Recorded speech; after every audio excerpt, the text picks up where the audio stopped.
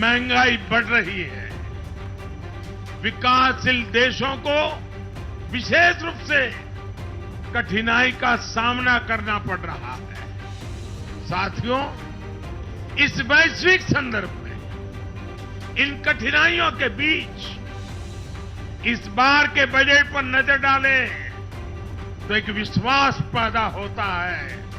देश आत्मनिर्भर भारत अभियान के मार्ग पर आगे बढ़ रहा है। इस भावना को इस बार के बजट से और ऊर्जा मिली है और मैं मानता हूं कि दुनिया भर में बने निर्माण हुए इस विपरीत वातावरण में, उथल पुथल से भरे माहौल में, अनिश्चितता से भरे माहौल में भारत की जनता ने विशेष करके उत्तर प्रदेश जैसे राज्यों ने अपनी दूरदृष्टि का परिचय दिया है।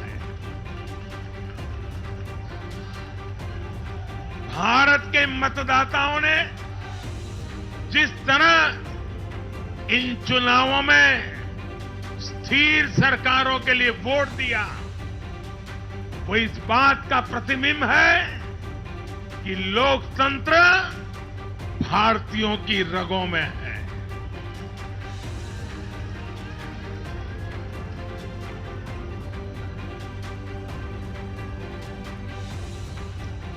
लेकिन भाई और बहनों, आज इस अवसर पर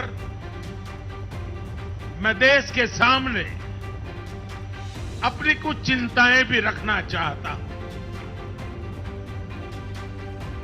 देश का नागरिक तो बहुत जिम्मेदारी के साथ देश के हित में अपना काम कर रहा है। जब भी उसको अवसर मिलता है, वो जिम्मेदारी के साथ पेश आता है। देश का सामान्य नागरिक राष्ट्र निर्माण में जुटा है, लेकिन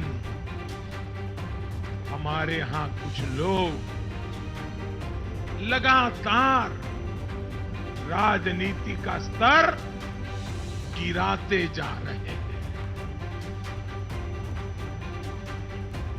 कोरोना के इस समय में भी हमने देखा है कि इन लोगों ने देशवासियों को गुमराह करने की लगातार कोशिश की। वैक्सीनेशन के हमारे प्रयासों की दुनिया प्रशंसा कर रही है, लेकिन इस पवित्र कार्य पर, मानवता के कार्य पर, सेवा के कार्य पर, भारत की वैक्सीन पर भी सवाल उठाए गए।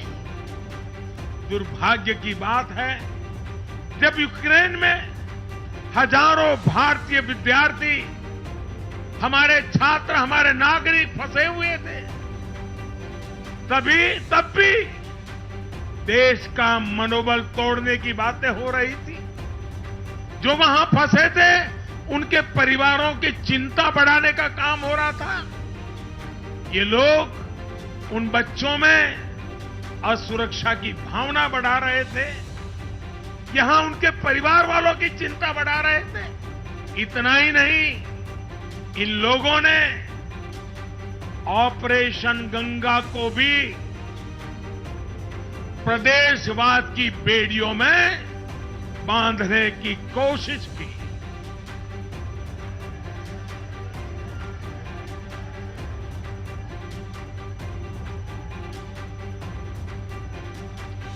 हर योजना को, हर कार्य को क्षेत्रवाद, प्रदेशवाद, जातिवाद, संप्रदायवाद का रंग देने का प्रयास भारत के उज्जवल भविष्य के लिए बहुत बड़ी चिंता का विषय है। साथियों,